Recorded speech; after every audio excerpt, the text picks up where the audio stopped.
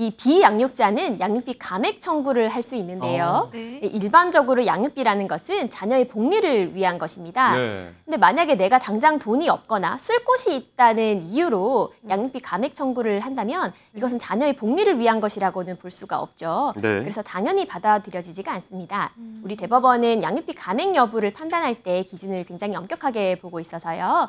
이 양육비가 줄어들게 되면 자녀에게 어떤 영향을 줄 수 있는지, 이 양육비가 어떤 경위로 정해진 액수인지를 여러 가지를 종합적으로 판단을 하고 있습니다.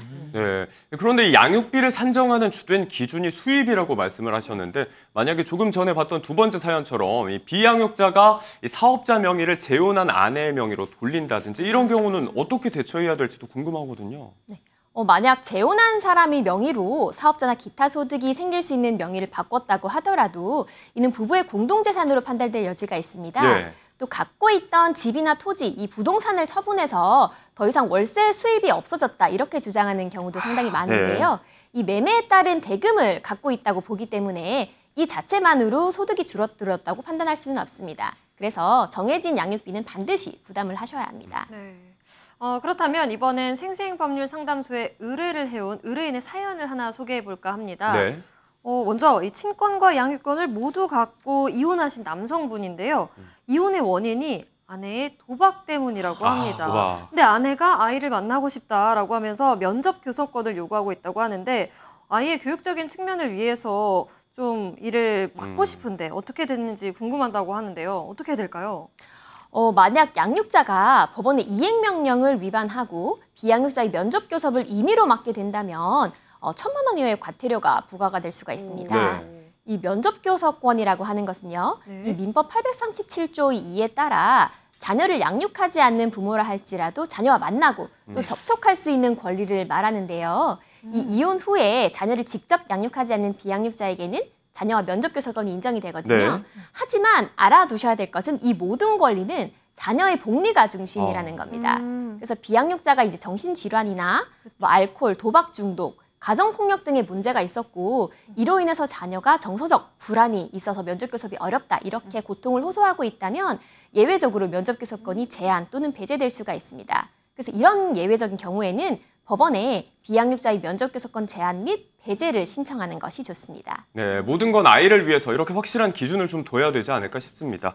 자, 그럼 두 번째 사연 한번 만나볼게요. 네. 계속된 요구에도 양육비를 주지 않는 남편. 마음 같아선 SNS에 신상을 공개하고 1인 시위라도 벌이고 싶은데 네. 오히려 제가 처벌받을 수 있다고 하더라고요. 이게 사실인가요? 라고 질문을 주셨습니다. 요즘 또 논란도 많이 되고 있는 사안 같아요. 실제로 어떤가요?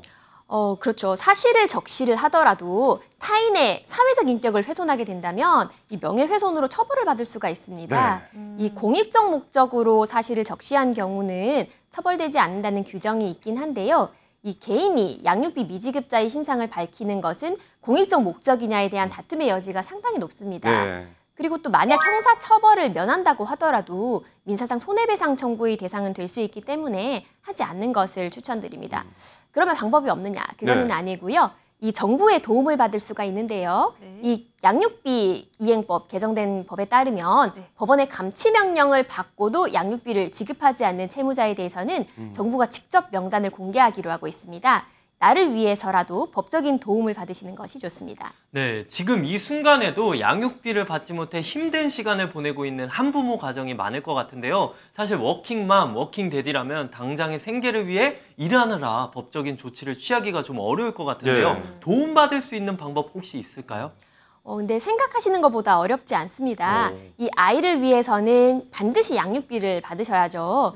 우선에는 일정 기간 내에 양육비를 지급하라는 이행명령 신청을 하실 수가 있고요. 네. 그리고 만약에 비양육자가 직장에 다닌다면 직장에 직접 월급에서 양육비 일부를 달라는 직접 지급 명령도 신청을 하실 수가 있습니다. 또 여건이 되는 경우에는 한시적으로 양육비 긴급 지원도 받으실 수 있기 때문에 포기하지 않으시는 것이 중요하겠습니다. 네, 오늘 알려주신 내용이 많은 분들께 도움이 되었으면 좋겠습니다. 네. 자세한 정보 알려주신 이지은 변호사님 감사합니다. 네, 감사합니다. 고맙습니다. 감사합니다.